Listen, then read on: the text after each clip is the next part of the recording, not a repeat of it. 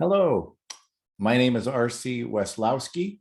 Very thrilled to be a part of the Art Bar Poetry Reading Series.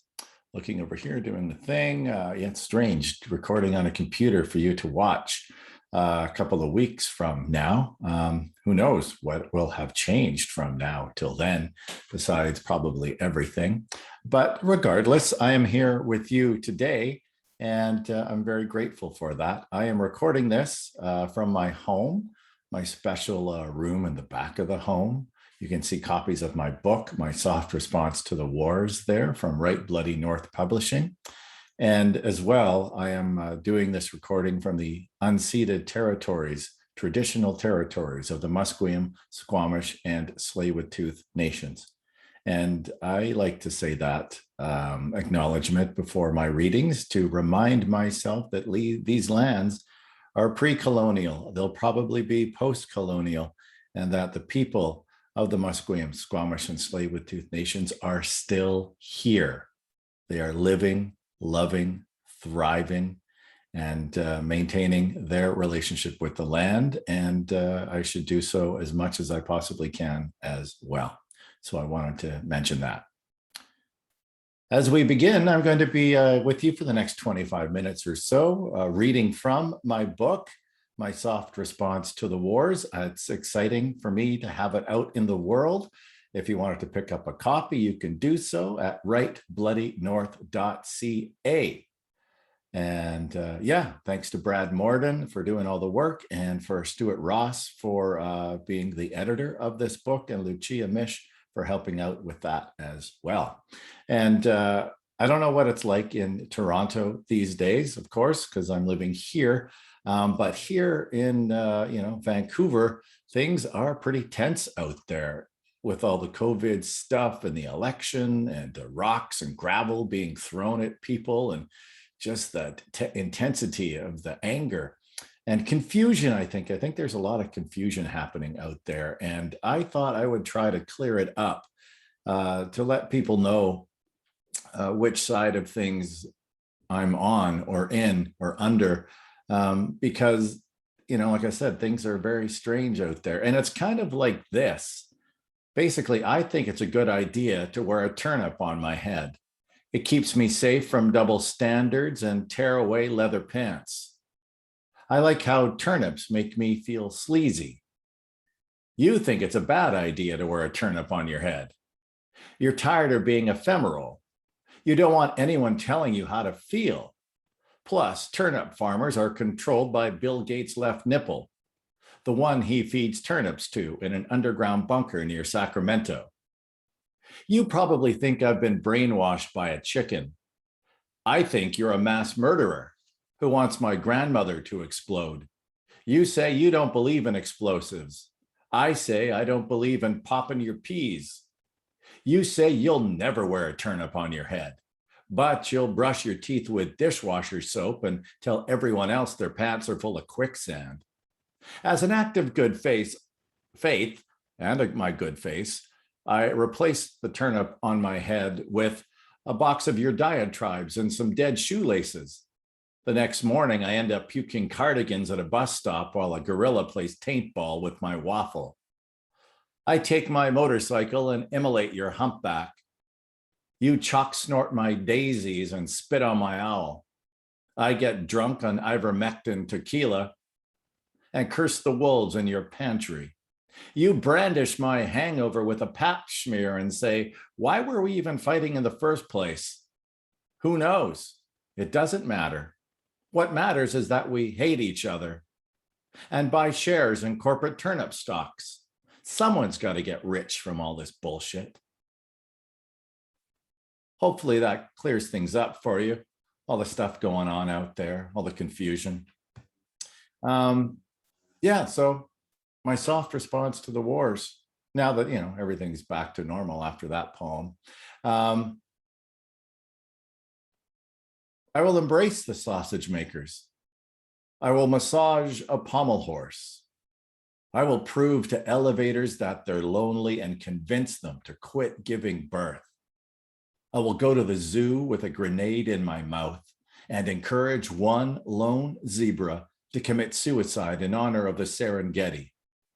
I will lead parades of beauty through the sewers of despair.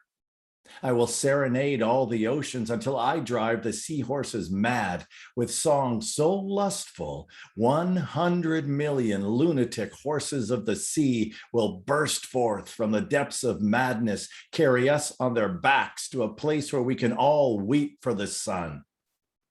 I will gunder thrust Pabadoo, Zazotrope the Thundelbruskets. I will relinquish Utney. I will shake the suffer tree until all the struggle monkeys fall to the ground, impaling themselves with their own divinity. The gutter is a cathedral for too many. I will devour the rust that coats the eyes of man, chew the cud of history, regurgitate our pasts and all of our past lives until I vomit stars upon a carpet of infinite sorrow, where an armless nun cradles the abortions of joy. And there, all of our sins will be forgiven for every instant when we lacked and turned away. And I will love you, the dying, with a mad compassion in this, my soft response to the wars. For we all are dying all the time. Every back-waxing barber, every bingo hall dauber, every bourbon and beer-blind blood-soaked buffalo hunter to be reborn again and again and again along a tightrope that ever stretches across a nameless chasm where feet too callous to feel our lives bleeds away into nothingness. And when you slip, I will catch you with these words, whether heard or read or never known at all.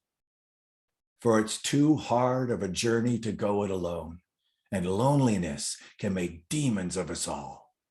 So search them out, the savage flower pots of darkness, the dizzied lints that collect themselves inside the bellies of this earth, the insatiable tears of dogs. Know their pain, for it seems everything in their power will be done throughout our lifetimes to keep us from loving one another. I wrote that back in 2003 while war criminals George Bush, Dick Cheney, Donald Rumsfeld, Tony Blair were all preparing, or had actually, I can't remember if they were preparing to invade Iraq or actually had. But that's why I wrote that poem initially. And it became the title of the book. And then my soft response to the wars being, all sorts of battles that we all go through and that I go through, sort of an umbrella title for a lot of things and different relationships, including for me, I think one of the wars I discovered through this book and reading it, not necessarily writing it, but reading it afterward, is the relationship I had with my dad. And there are several poems in here, I think six or seven, that are either directly or indirectly about my relationship with my father over the years. And I'll share a few of those with you today. This next one, it's called Advice to the Son I Never Had, from the Father I'll Never Be. And this was also a part of a show that I did for the Fringe Festival called The Cruelest Phone Book in the World.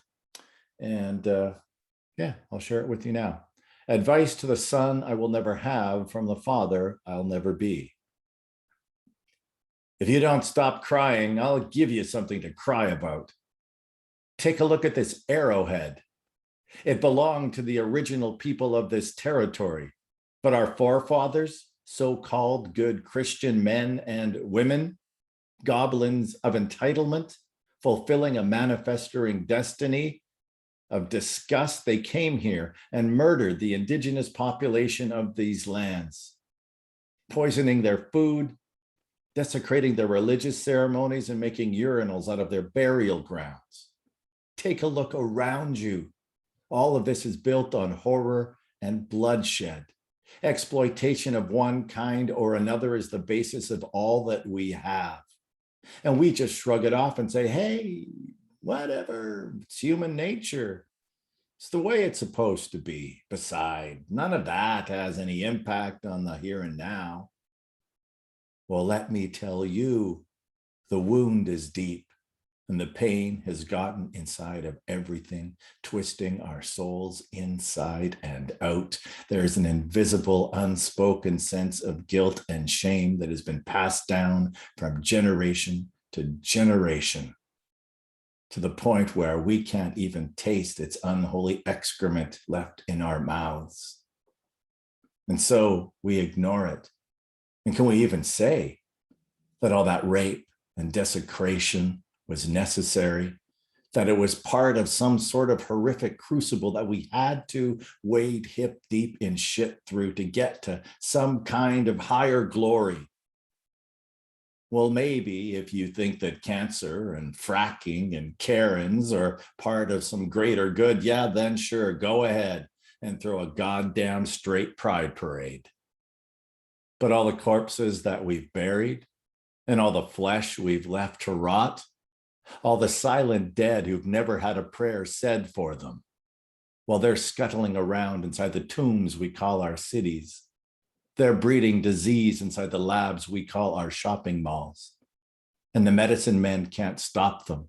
And the biologists are going mad because they know that right now, lying dormant inside of some ancient iceberg in the Arctic is a virus so heinous that it must be the God that created us. And one day that iceberg is going to melt and that virus will be released, and it will treat us with the same callous disregard that we have shown to every single living thing that ever did dare question our addiction to consumption and our love of gasoline. And it will wipe us out with a fury so desperate that we won't even have a chance to scream.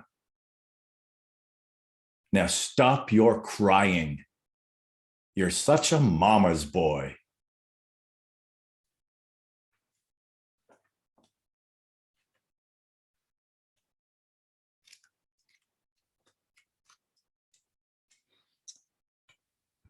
So, shifting gears a little bit, one of the things I used to do with my dad, we used to have partial season tickets to the Vancouver Canucks way back when, the late 70s, early 80s. And then later on, I managed to get tickets later in the early 90s, mid 90s. And I know you're in Toronto. I'm not sure if you're hockey fans. I know you're probably Toronto Maple Leaf fans, but I don't know if you're hockey fans. And for me, my favorite hockey player was Pavel Bure, a Vancouver Canuck from those 90s. And he's still he's my favorite all-time Vancouver Canuck. And so much so that I wrote this poem sort of based on nothing, but also a true story, or potentially a true story for someone, and maybe even myself. I'll leave it kind of mysterious and enigmatic, much like Pavel.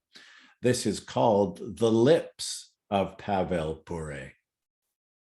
I remember his lips, Pavel's lips, the lips of Pavel Bure, small, red, moist, like a cherry jolly rancher in the mouth of a prepubescent girl. I was 13 years old with no lips of my own, at least no lips to speak of. Hospitalized and depressed, I was awaiting my toe amputation. Then one day, like a red magic apple, Pavel came to visit. He smiled like a card trick, his lips as red as a mosquito's belly full of blood. I'll score 2 goals for you tonight, Pavel promised. Then I'll come back and autograph your new toe.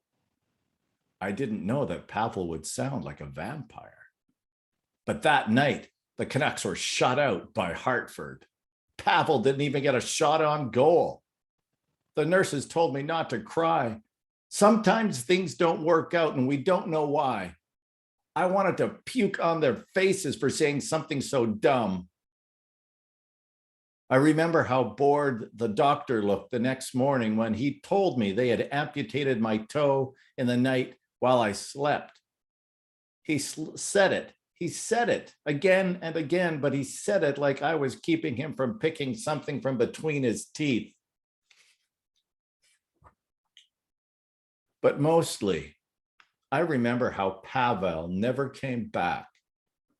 No phone calls, no cards, no fire engine lies. Eventually, they released me, and the hospital let me keep my amputated toe.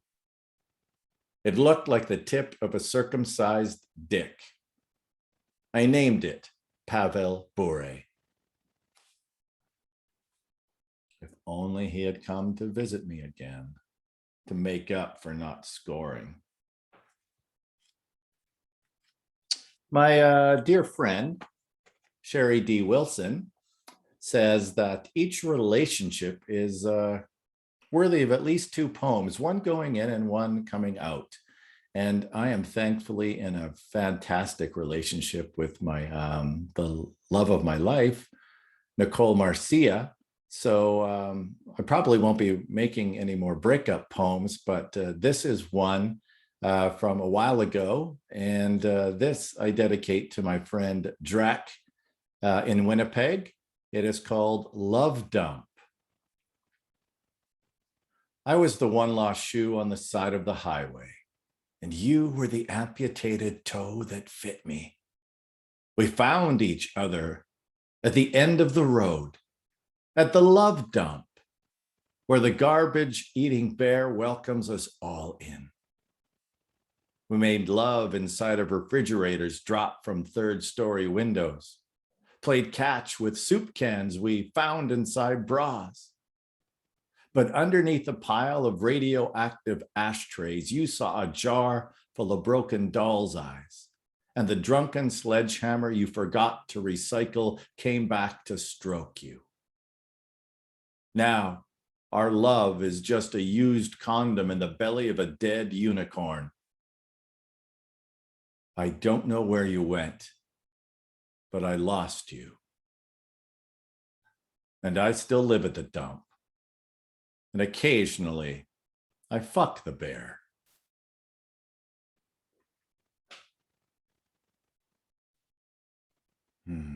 More heartbreak.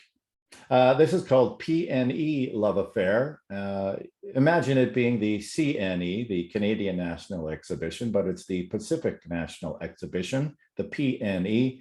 Otherwise, there's probably a lot of similarities. So anyway, hopefully you'll get the gist of it. This is less of a breakup and more just, regret. I'm old. I have a lot of regrets. We met in the pirate ship Shadow, waiting for the rickety, rackety, clickety, clackety tracks of the roly-poly roller coaster to rumble down our spines. You were feeding those tiny donuts to the super dogs while they were on smoke break. And I was voiding where prohibited after one too many lemonades.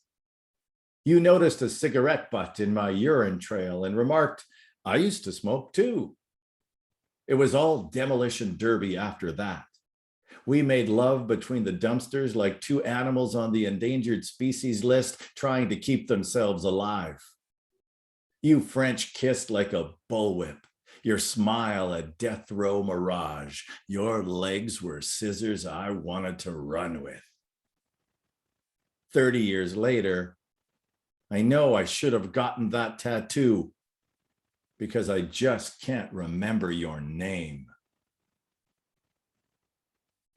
Oh, I wish I could. I wish I could. So this book, My Soft Response to the Wars, there it is there, and you can see it there. One face. No, there we go. Oh, two faces, three faces, four faces of me. Four faces. And that is a picture of myself from, I think, grade 7, maybe grade 8, but grade 7 school photo. Derek Brown of Right Bloody Publishing designed it and took that photo and made it into the wonderful cover that it is right now. So thank you to Derek. Again, you can pick up the book at rightbloodynorth.ca if you're enjoying this. So yeah, the book basically is, a bunch of weirdness, surrealism, absurdism, and then a lot of things also, the wars being my dealing with sexual abuse. There's talk of molestation and rape in here. And I haven't really gotten to those yet, but I will. So I wanted to put that out there so that you can take care of yourself, decide if you want to be around for some of those. And we're going to kind of head towards that territory in a minute. This is a piece I call Smaller Than God. Here we go. There's a boy, a small boy. He is smaller than God. God wants him smaller than he is, smaller than a bird newborn and broken. The boy's heart is broken like the neck of a bird. God breaks the small necks of birds to see them fall from the sky. The boy is one of the fallen. How could God let it happen? Let him fall like he did, make him do what he did. Why must he be who he is? The boy needs to suffer. He must learn how to suffer, to sit next to God. So the boy's hands are folded, but not folded in prayer. They are never in prayer. They are knotted in prayer. The boy's prayers go unanswered by God. The boy dreams of his dying. He dreams of his death, to die again and again, to die and come back again, to come back in time, to come back just in time before anything happened. But the boy cannot travel, cannot go back in time. He won't get there in time. So the boy must be punished for letting it happen. It should never have happened. It's not fair or unfair how his prayers go unanswered. So the boy's hands are folded, but not folded in prayer. They are never in prayer. They are knotted in prayer.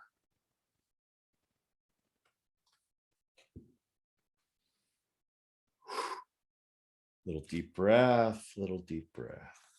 Hope you're doing okay. Thank you for sticking around. And thank you again to the Art Bar and all the organizers for having me. This is part of my online world tour. Right, my online world tour. Ridiculous, huh? I've been able to go by staying in this room, but travel to Kotoba, Japan, Paris, France. I was also in Singapore, Guelph. I'm in Toronto with you now, Nanaimo, Victoria, other places as well. I can't remember them all. And I've got some upcoming, by the time this airs, I'll have some at the end of this month, going to Regina and Saskatoon as well. I was in Atlanta, Georgia, and San Jose, California. So yeah, it's been great. And sharing this work, I've enjoyed it. Hopefully you are, and the folks, it seems like everybody else has too. So I got a couple more before we run out of time. This is called Be Wicked. We're in need of catharsis, of a baptism born from a new kind of wicked. To hell with hell, and what the fundamentalists say, abandon the God of your oppressors. I'm coming out of that closet after 20 long years kind of wicked. Heavy metal drag queen singing Megadeth and Pantera kind of wicked. A coming out of prison clean kind of wicked. Unsettling the settlers with Wet'suwet'en and Idle No More kind of wicked. A burning your residential school to the ground kind of wicked. Take a shit in a bank. Be 100% in your body. Be inside your body. Let someone else inside your body if you want it, because your body is a revolutionary act. Your joy is a revolutionary act. Your love, your rage, your very existence is a revolutionary act. Be wicked, be wicked, be wild. Pull the shame of rape and molestation out of every single body, whether living or dead. Put it on display for all the world to see and say, this is what we've done. This rotting, ooze-filled, plague-riddled corpse, this is what we've done. Then let the flood come to wash it all away. Let the flood come so we may begin again. Let the flood come and be wicked, be wicked, be wild.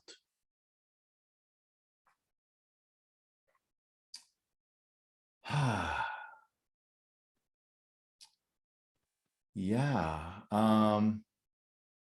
I'm going to do two more. These are shorter. These are both poems about my dad and me, our relationship. Actually, I think I only have time for one. So I'm just going to do this one, this last one. Thank you again for allowing me to be on your electronic devices. I really appreciate it. It's an honor and a treat. Hopefully you've enjoyed all of this, if not most of it. Soon I'll be as old as my father was when he died. We were talking the other day over dinner. Well, not really. I was only looking for a way inside this poem. You said you were adopted and more curious about your birth mother than your dad. And you felt guilty because your parents were magnificent people, the ones who raised you, loving and generous. They took you in after all, showered with you with more love than you felt you deserved. But now you are more like a fish on a hook, attached to a bloodline that has begun reeling you in. I said I never knew my father either, and he was around all the time. I probably know him now better dead than when he was alive. Everybody loves everybody, but many don't know how to show it, or worse yet, receive it. Condition upon condition is laid out on a walk of shame until we become bank robbers and blackmailers, attempting to steal what was refused when it was given. I like driving this highway at night, the one he helped to build. It's gotten busier over the years, families interloping on my solitude. But once in a while, if the hour is right, I'll be the only one traveling for miles. Otis Redding on the stereo's tinny little speakers, crying out in the night, try a little tenderness. Thank you very much. I'm R.C. Weslowski. I've been reading from My Soft Response to the Wars, my book on Right Bloody North Publishing. Hopefully you can go to rightbloodynorth.ca and pick up a copy. If you're a bookseller, you can go to the website and ask for the special promo code and get the bookseller's discount. I'd love to see my book in your bookstore if you work there. Otherwise, thank you so much, and have yourselves a great rest of the evening. I don't know, actually, I don't know if this is coming up at the ending or the beginning or where, but hopefully the rest of the readings are wonderful.